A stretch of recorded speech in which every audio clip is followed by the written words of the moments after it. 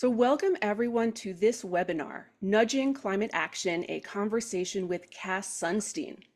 This is the first of a series of webinars where we will be exploring behavioral science and our food system. I am very excited to introduce our guest, Cass Sunstein.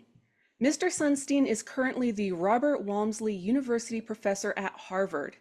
He is the founder and director of the Program on Behavioral Economics and Public Policy at Harvard Law School.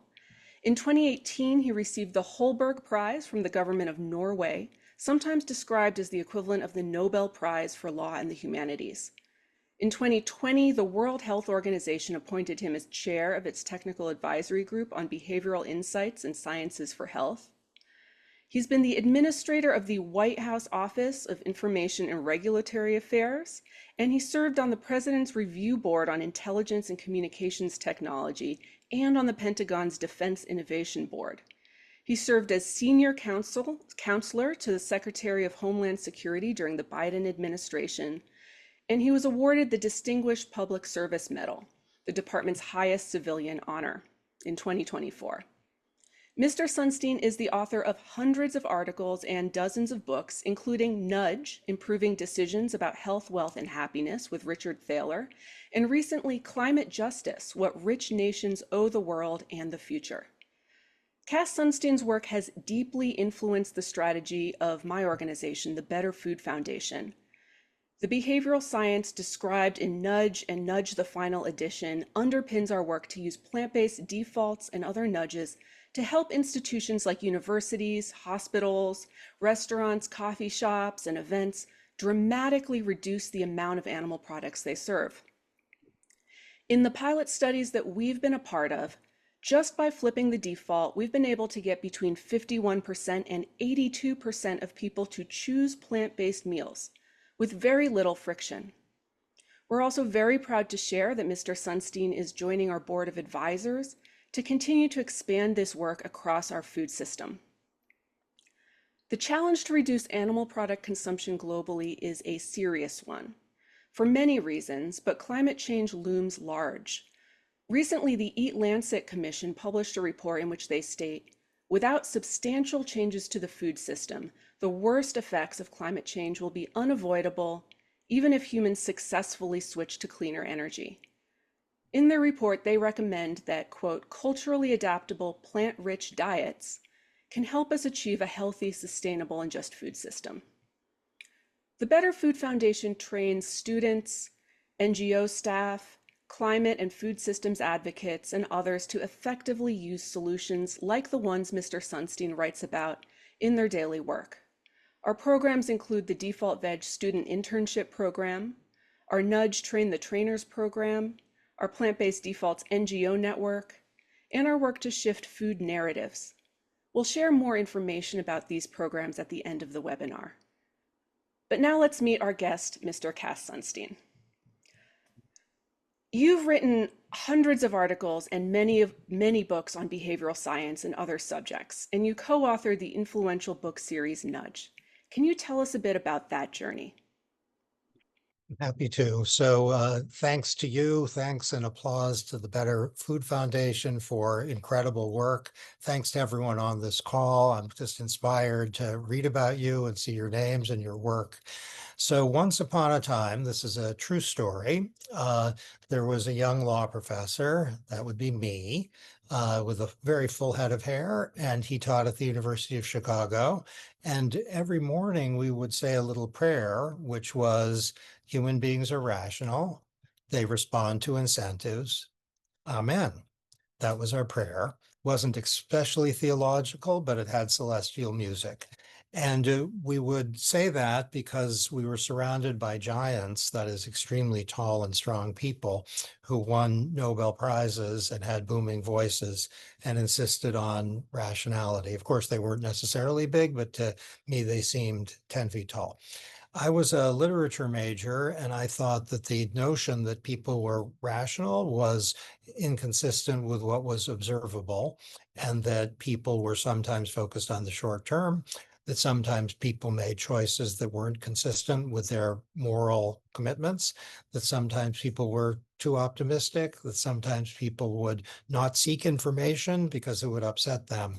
And so I started to write some papers on that. And someone told me, there's some work being done at Cornell by a guy named Thaler on rationality and departures from rationality. So I started reading that, and the picture of our species, it's also applicable, by the way, to horses and dogs and chimpanzees and others. The picture of our species about perfect rationality and responsive to incentives, this was like a nuclear bomb of insight, not of destruction, but a nuclear bomb of creativity from people at Cornell and elsewhere. And that got me hooked really on behavioral economics and behavioral science.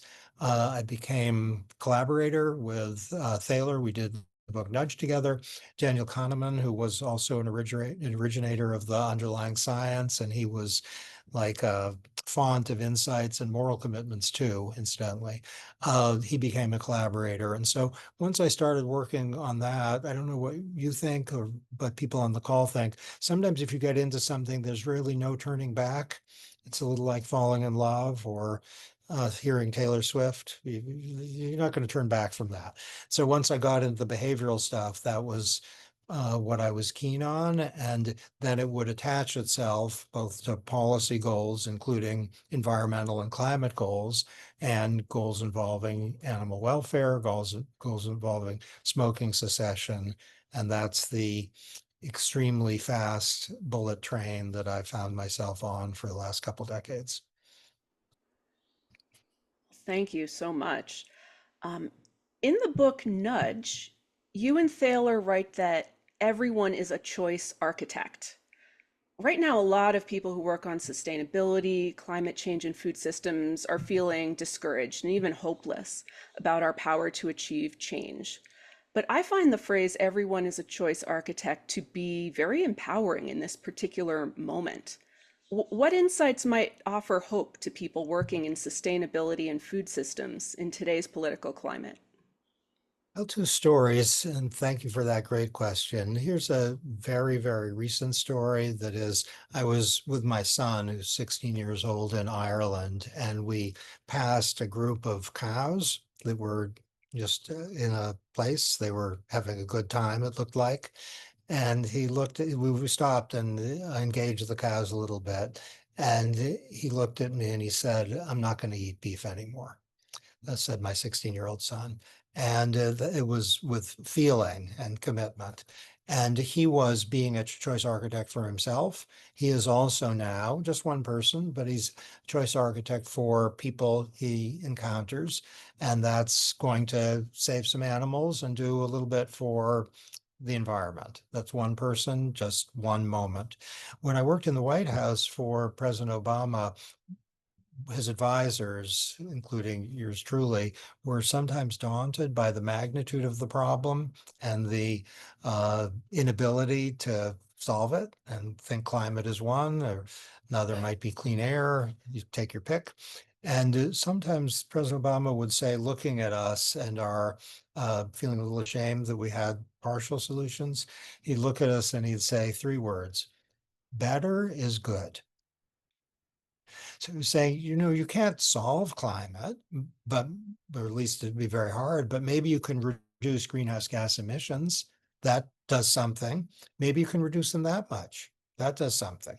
You can't prevent, if this is your focus and it is mine, suffering of non-human animals. But if you help three non-human animals, that's an amazing opportunity. So better is good.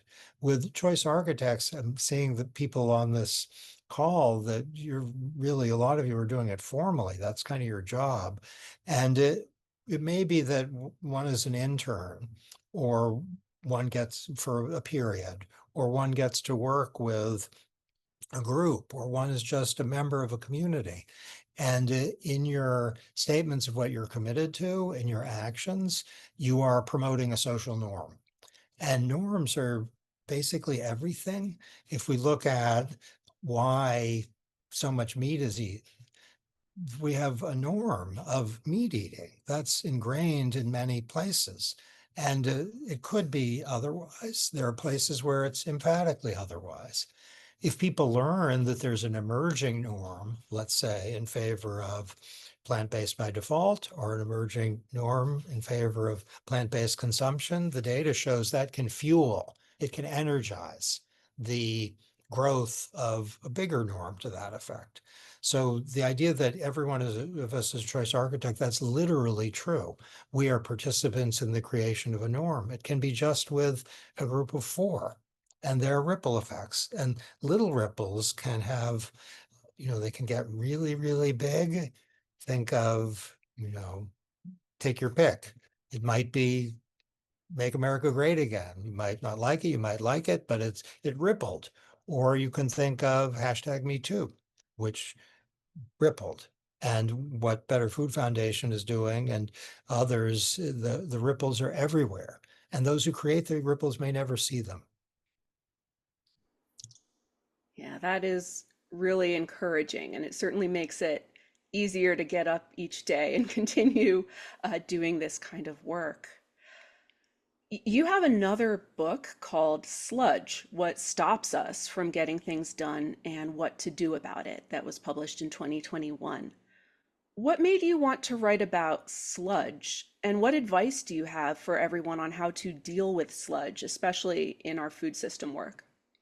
Yeah, I'm grateful for that. The answer to why I wanted to do a book on that was that I had failed and I wanted to set the balance of life right. More specifically, when I was in the government for 4 years, I didn't take a hard enough look at paperwork and administrative burdens that the US government imposes on people. I did a few things, but not as much as I would have if I had to do all over again. So the United States government imposes somewhere between 9 and 10 billion annual hours of paperwork burdens on people. Now that's a number. It might mean that workers and employers in the United States just forms, forms, forms, forms, forms. It might mean doctors and patients have to wait a lot before they get, let's say, cancer screening. Or it might be that farmers who are, let's say, working hard to increase, let's say, animal welfare, or working hard to move in a direction that's better for climate. It may be that they have to do a bunch of things that are confusing and a little humiliating, and that's sludge. So think of sludge as barriers and burdens, transactions costs, waiting time, in-person interview requirements, and it's not a literal violation as such of the Universal Declaration of Human Rights, but I want to say in the fullness of time, it might belong there. And for many people who have somewhere in their head a concern with climate or animal welfare, maybe it's very high up in their mind, maybe it's not that high up, but they do care. It's just hard for them to know what to do. And that's information sludge. It may be that they have to go somewhere or do something. And the beauty of plant-based by default is that it takes the sludge away. It's automatic. So automaticity takes the sludge down to zero. At where I work, as in many places, you don't have to struggle to participate in a retirement plan. You don't have to figure it out. You're automatically enrolled in one. If you don't like it, you can manage and do something different, but the sludge is reduced to zero. And sludge reduction is often a fantastic enabler for busy people, or let's say morally committed people who can't figure it out. Yeah, thank you. It does seem like today making responsible choices about our individual behaviors, especially food, feels harder than it has ever been before. Um, in your most recent book, Climate Justice, What Rich Nations Owe the World and the Future, you write about the moral responsibility of countries that produce the most greenhouse gas emissions towards more vulnerable countries that are on the front lines of the global climate crisis. This certainly applies to food-related greenhouse gas emissions. We know that the wealthiest 30% of people in the world drive more than 70% of food-related environmental impacts. This was recently reported in Eat Lancet. And that the United States has the second highest per person meat consumption in the entire world. So, how do you think this awareness should influence our advocacy to create a less harmful food system? How should those of us in developed nations think about our moral responsibility? It's a great question. And I feel a little bit writing a book on climate justice in 2025 is like writing a book about folk music the week after Bob Dylan went electric. It's kind of, after Bob Dylan went electric, folk music was a little on the way out, but it came back. Folk music big time came back, and maybe climate justice is already on its way back. So each of us can make a choice in a wealthy country about whether to reduce or maintain or increase our impact. We, as choice architects and maybe as norm entrepreneurs, each of us is to some extent a norm entrepreneur, can promote that, maybe with our friends and in our family. If you think that the wealthy countries are disproportionately responsible for climate related risks. You're right. I think to scold people, it's not a very nice feeling to scold people, and to be scolded isn't very pleasing. So I think more emphasize the opportunity to act in accordance with one's moral commitments rather than the making people feel bad. So uh, doing something that is morally appealing often gives people a kind of skip in their step. And if the morally appealing thing is also pleasing to do, great. So there's a pizza place that's right near where I'm speaking now, where I go to lunch all the time. Most of the offerings are vegetarian or vegan. And the food is unbelievably good. And, all of us could tell that story about a number of things. People go there with a skip in their step. They feel that this is morally good and it's going to be a really good meal. Thank you.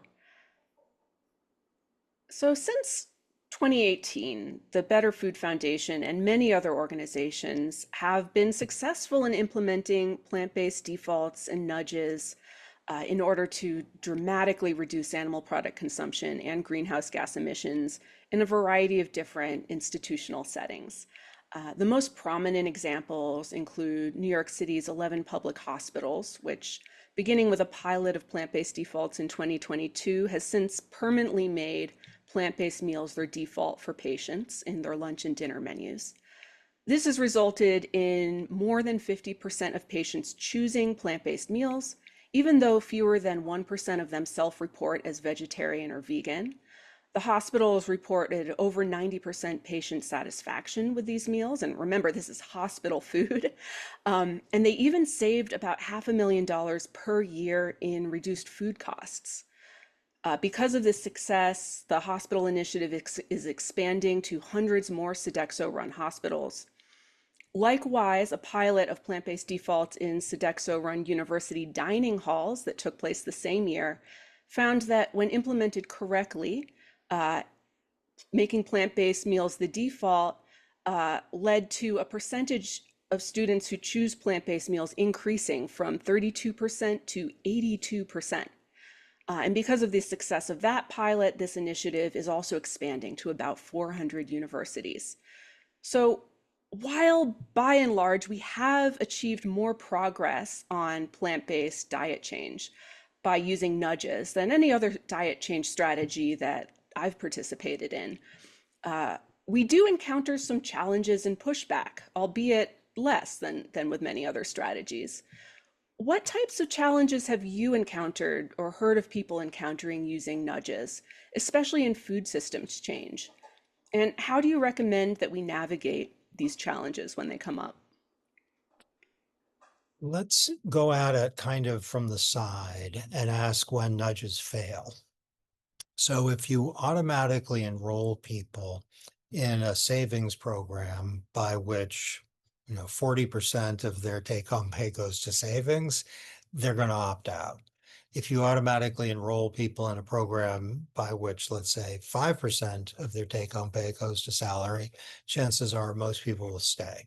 Now, what's the theory here? It's that if people don't like the direction in which they're being nudged, they will opt out.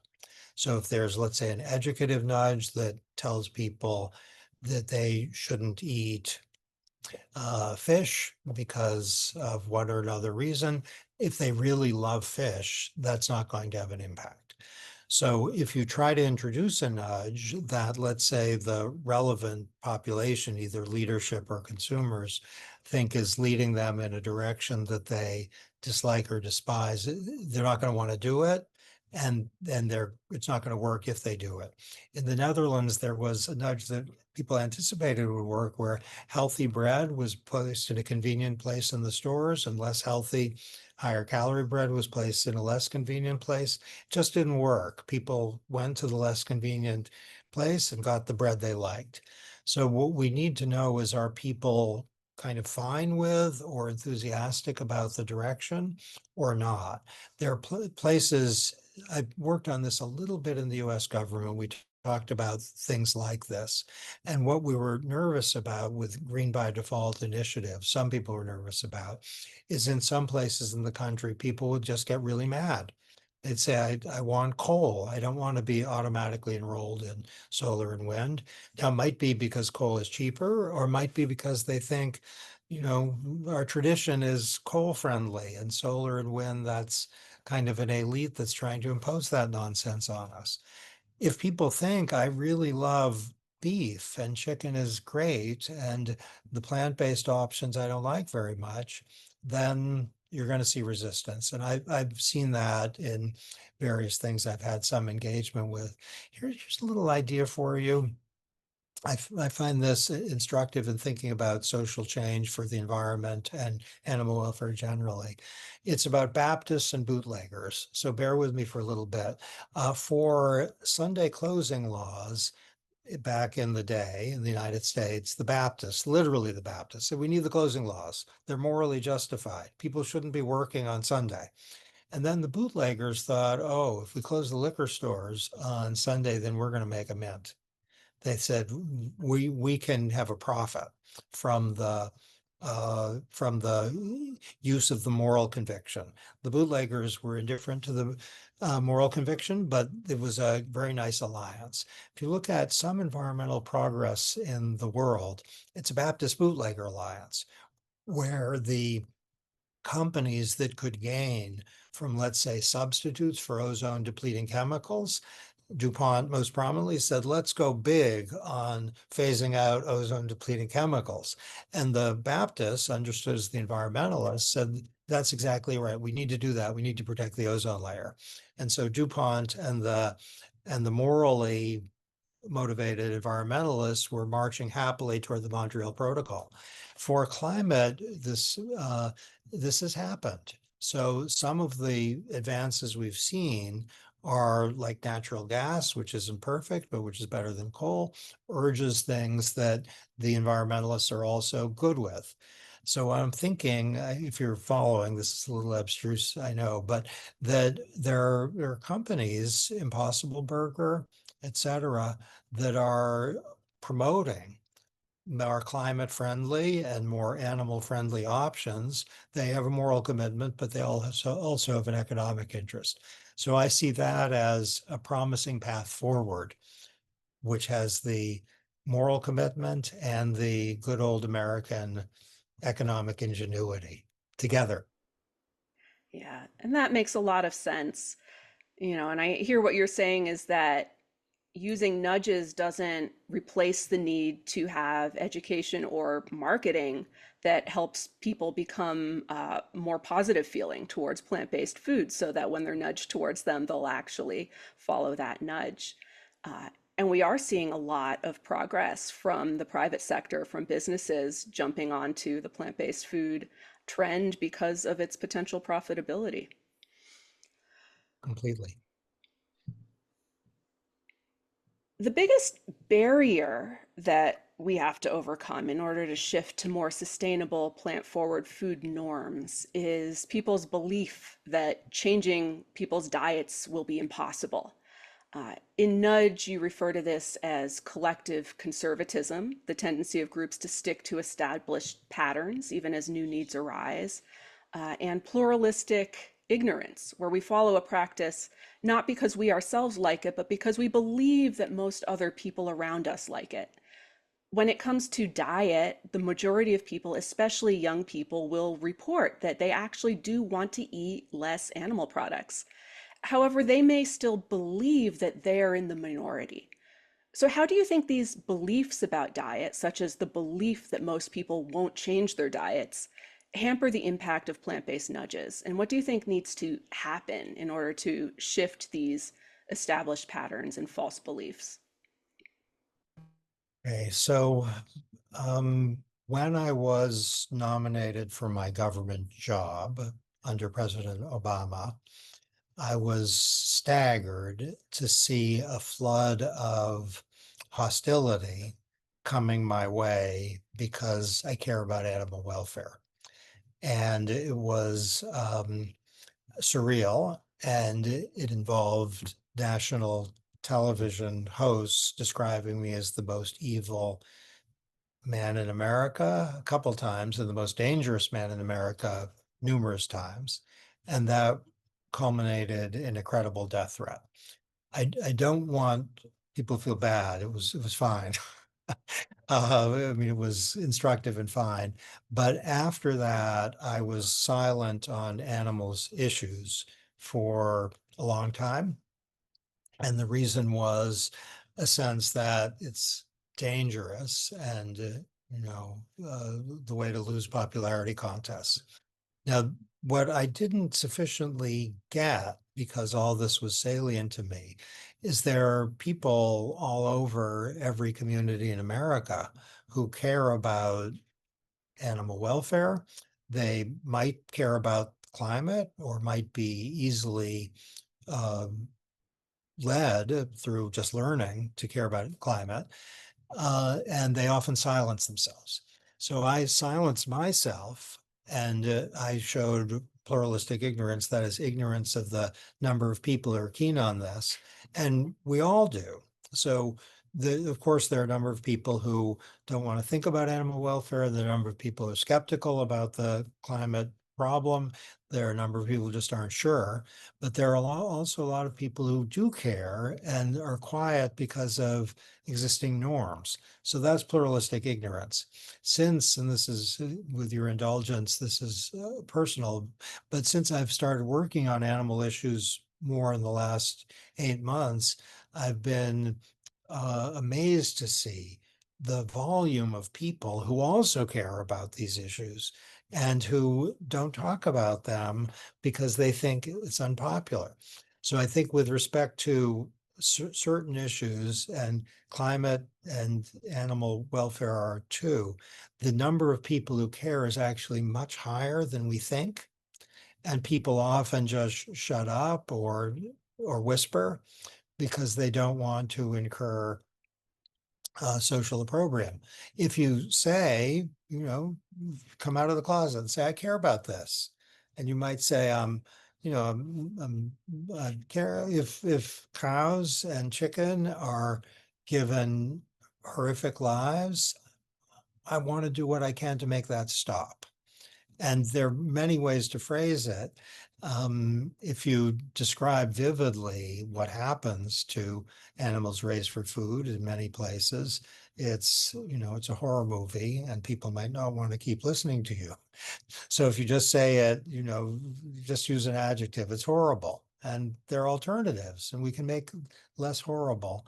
Then a lot of people think that way. And it doesn't matter what their politics is.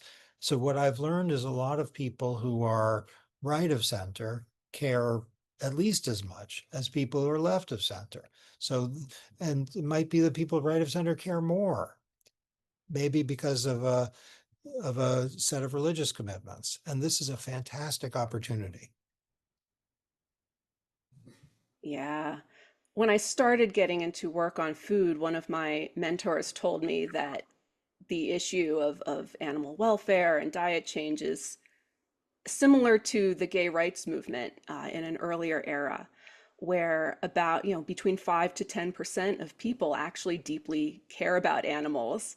And they're everywhere. They're on the right, they're on the left, they're in the corporate sector, they're in activism. And the trick is we need to embolden them and make them feel like it's safe to come out. And that's how we build a mass movement of people who are already with us to some respect. Um, so I'm going to shift gears a little bit because I know a lot of our audience is here because they're concerned about the climate change problem. Um, in the book Nudge, you call climate change a global choice architecture problem. So, what is an example of a way that choice architecture is being used successfully to tackle climate change today?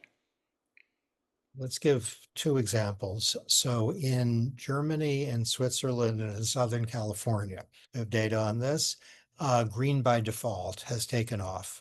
You can find greenbydefault.org, which is the California organization website. You can see people are automatically enrolled in cleaner energy. In Switzerland, they had an initiative to do exactly that, and it's resulted in very large reduction in greenhouse gas emissions. In Germany, it's not an organized thing like in Switzerland, but a lot of companies are it's automatically green for people, and it completely works. So take Green by Default, a cousin to what you all are doing, as a nudge-like initiatives that's having a real impact. Then there are informational interventions. So in the United States, whenever you buy a car, you're nudged to get a more fuel efficient car, not by a default rule, but by a sticker, which tells you how much you're going to spend on gas with this car compared to the average car, or how much you're going to save. And that's a nudge-like intervention, which has as one of its goals reduction of greenhouse gas emissions from automobiles. So, we have all of these really impressive examples of nudge theory being effective on climate change, on diet change, on other issues. What do you think it will take for nudge theory to spread more widely so that it becomes a part of ordinary people's toolkits for living responsibly? Okay, this is great. Thank you. I'll note that just like an hour and a half ago, I was speaking to global health leaders about health and about nudges and about behavioral science. And what I learned was that people in Saudi Arabia, people in India, people, of course, in North America are increasingly alert to the available tools, using default rules to help patients, using simplification to ensure that people take the medicines they're supposed to take. We lose basically 125,000 people annually because they don't take medicine, because they forget, or because it's confusing, the architecture isn't right. So that's spreading. Um, I've also learned working with the World Bank and the United Nations that the ideas of nudging and sludge reduction are increasingly in their DNA. They're part of their apparatus. And this isn't, my doing by any stretch of the imagination. It's the result of the creative and determined work of countless people who say, here we have a problem. What can we do to address it? And it might be, people in some organization, it might be a little organization that's not famous, but that has an impact of some sort on greenhouse gas emissions, on animals, on the people there.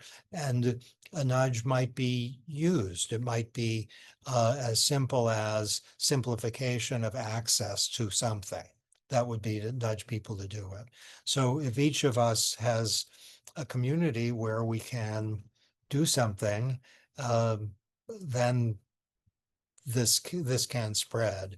In university settings, well, you've worked on them a lot. What are people eating? And we can promote plant-based options and maybe instantiate that. There are places all over the world that are doing that.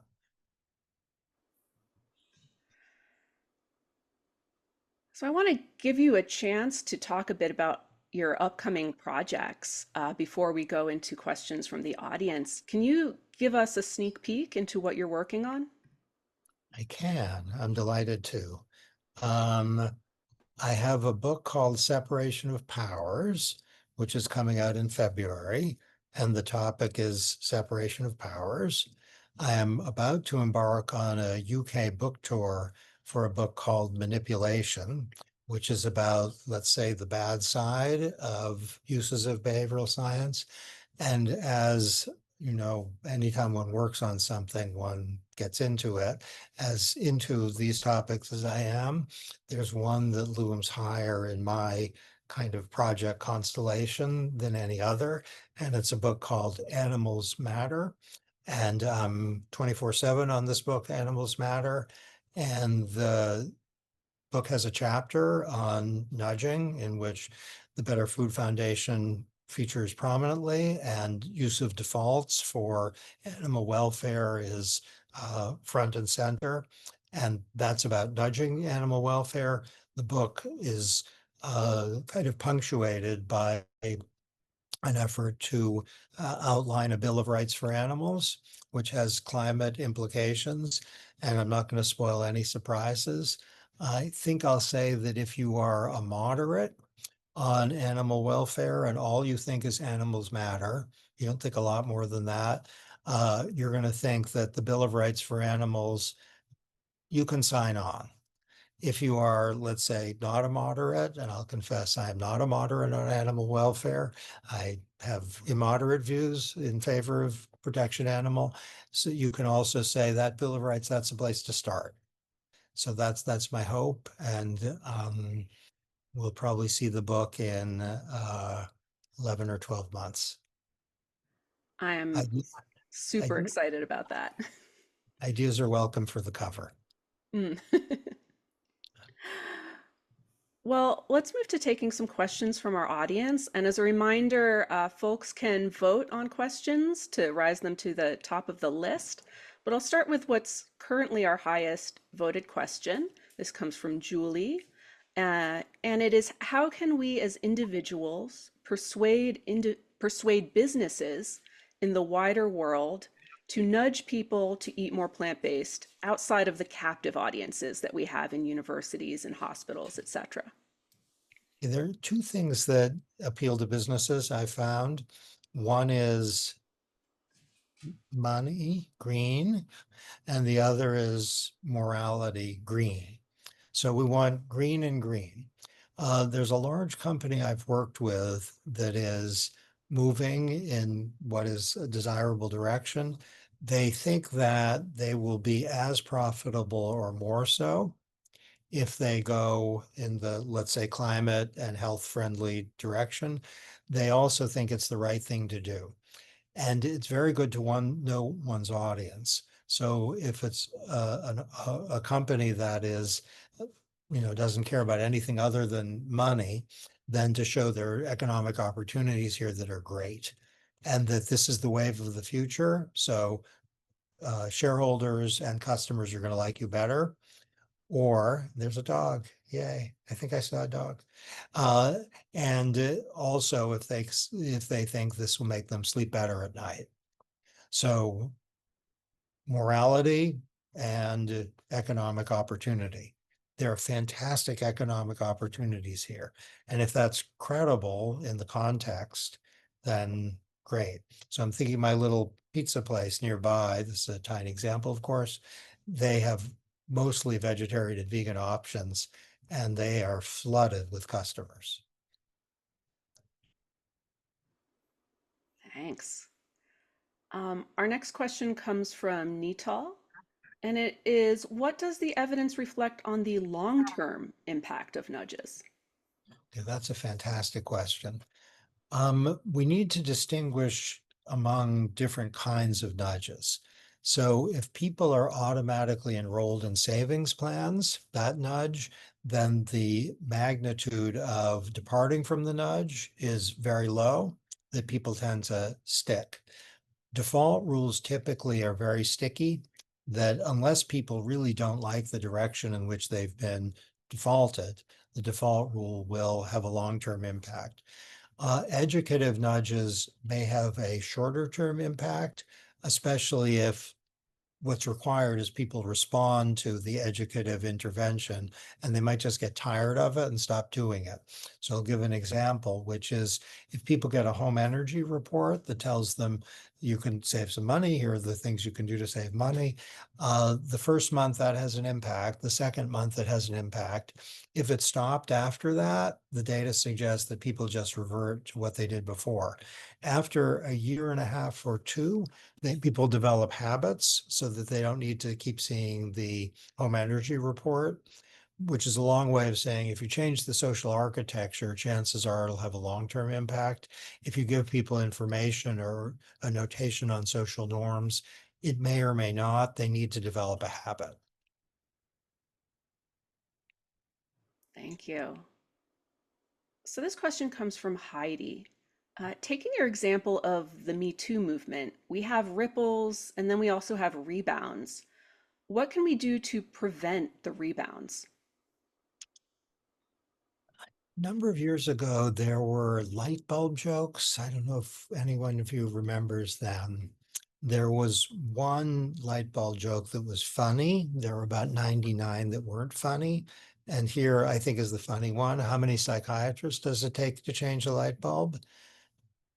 One, but the light bulb has to want to change. That's, I think, funny, and also smart, because to change, often you need the relevant population to like it in advance or to like it at least when they are changing. So a rebound effect won't be observed if people like the direction in which they've been nudged. So GPS devices are kind of champion nudgers, and people typically don't think that you've nudged me to go this way if I want to go to, let's say, Brooklyn. I hate you. I'm not going to use a GPS device anymore. They typically say, good, this was a good thing. So what we need to do to avoid the rebound effect is to ensure that the relevant population likes the nudge.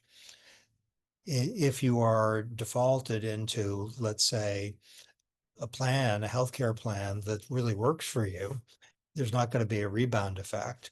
If plant-based by default produces outcomes that people are delighted by, then we don't have to worry about rebound. If it's, forgive the term, cockroach by default, people are going to say, I don't like to eat cockroaches, and then it won't have a long-term effect. So the work that I know many people are doing to make plant-based eating delicious, affordable, culturally appropriate, all of that remains relevant even when we're using choice architecture to nudge people. Completely. So for my sins, I have a paper, I think called Why Nudges Fail or How Nudges Fail, something like that, which has data on nudges that produce a rebound effect, nudges that fail. That's the title of the paper. It's kind of an academic paper full of footnotes, so I don't particularly recommend it, but the basic idea is nudges not infrequently do fail, and that's instructive. And the main reason is when a nudge is inconsistent with people's preferences and values, and then we need to nudge better. Yeah, thank you. So this next question comes from Kelly. What behavior change strategies have you seen be most effective in helping people adapt to eating more plant-based meals? Defaults. So what the Better Food Foundation is promoting, that's the champion. If you are defaulted into something, chances are it's going to stick unless what you're defaulted into you really don't like. Mm-hmm. And we have a flood of data. The Food Foundation has a ton of it. There's a lot of available material on Google Scholar, and it is highly suggestive that that's the best nudge. Thank you. Yeah, that absolutely does confirm what we've experienced in pilot after pilot after pilot. This next question comes from Noel. Do you consider agricultural subsidies to be part of the architecture that influences consumer choices? And what Ab- limits do you think current agriculture subsidies that support industrial animal agriculture place on our likely success in driving plant-forward diets with interventions like default menus? It's a completely fantastic question. So I've been studying of late smoking reduction. And in the United States, there's been a significant reduction, including in recent years. I don't think we have complete clarity on why that's happened, but a significant contributor, and maybe the main contributor, is cigarette taxes. They spur people not to smoke and to quit. There are also plenty of nudges out there. Agricultural subsidies are the mirror image of cigarette taxes. They create an economic incentive. And if the agricultural subsidies are big enough to promote meat consumption, as they frequently are, meat production and meat consumption, uh, what did Tom Hanks say when he was an astronaut before he was an actor? I guess he was a very good astronaut, Tom Hanks. Houston, we have a problem. Okay, he was never an astronaut, but he was in a movie in which he said, I think he was the one who said it, Houston, we have a problem. So the right answer to big agricultural subsidies that promote meat consumption in a way that impairs animal welfare and is bad for the environment is Houston, we have a problem. Now, I feel a lot of pressures that governments face here. In my own nomination follies, I met with the American Farm Bureau, and I liked them a lot. I liked them as people a lot. I thought they were smart. I thought they were good people. And I haven't asked, but I bet they like agricultural subsidies. And I like farmers a lot and want them to prosper, um, to move toward a situation in which they do prosper, but without cruelty to animals and with less of an environmental impact. Is that would make America newly great, even greater than before along that dimension. And we want that. So agricultural subsidies should be assessed carefully with reference to exactly the point the question is identifying. Yeah, thank you.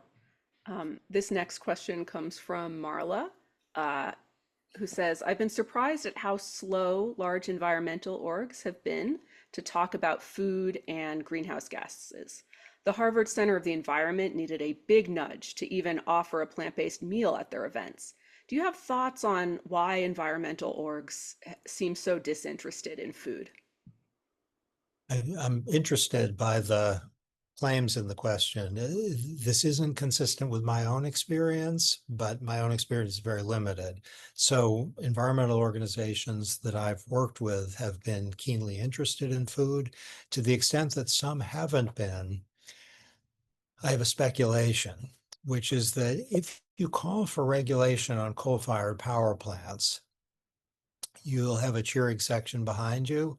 It feels it feels like you are going after actors who, according to many, are not the most sympathetic actors, that is coal-fired power plants, and regulating them isn't, the intuition doesn't suggest that's going to impose costs, though of course it is going to impose costs, including on consumers.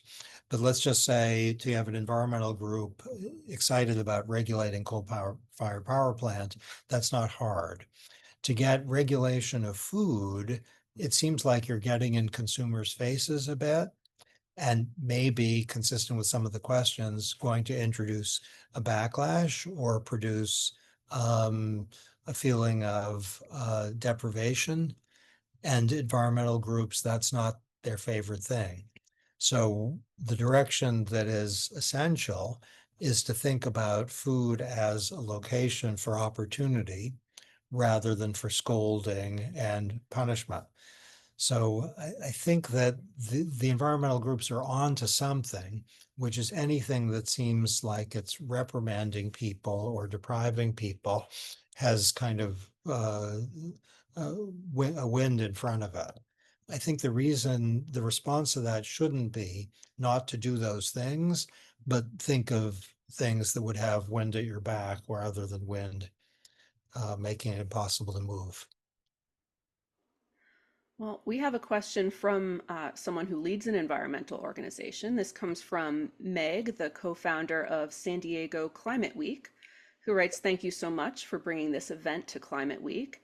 I wonder, as a series of events, How can we effectively drive individuals towards behavior change? We have guidelines on our events being mainly plant-based, but we don't want to just create another echo chamber. We want to encourage plant-based diets for others as they go on in their lives. That's a fantastic question. And I'm going to say this tentatively because the person who asked the question is the authority. What about having for San Diego a campaign for plant-based or something like that as part of weekly meals for people? And they could sign on to a commitment. This is very much seat of the pants, but they could sign on to make a commitment, and it would be uh, done with a smile and a little jump rather than with a frown and finger wagging. So this is what we're going to try, and having it be a long-term commitment, and maybe to make visible as much as possible the savings in terms of animal welfare and the environment or whatever, climate. And I think the way to think of it in terms of climate is, of course, you're not going to, through anything that San Diego does, reduce anticipated warming by a ton. But you can reduce anticipated warming by a little, and better is good. So reducing it means a little less in the way of damage. And that's great. And each of us can contribute to that. And if it also has the effect of reducing particulate matter emissions and ozone emissions, that's also a plus. So I'm thinking to have a community-wide pledge and to think of it in a way that's cheerful and upbeat, but like take the pledge, or the pledge can even have a name and have it be a San Diego initiative. And then maybe it can spread to other cities. Yeah. As a local San Diego citizen myself, that's the sort of initiative I'd be really excited to promote amongst my various communities here. Our next question comes from Kim. How would you explain to someone who is skeptical of nudging that it's still democratic and choice preserving? The first thing I'd ask, do you like a GPS device? Because that's not coming from the government and it's emphatically choice preserving. Do you like it if when you go to the grocery store, there's information about the food you're eating? Do you like having information about nutrition or about calories? That's a nudge.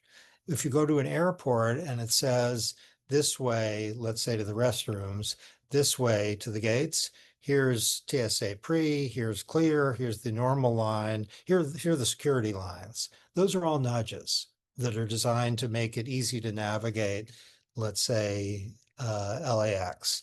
And would we complain about that? If you are driving, there are a bunch of nudges which are helping you to know where to turn, which are giving you clarity. If you have a car, I'm getting excited here. Thank you all for bearing with me.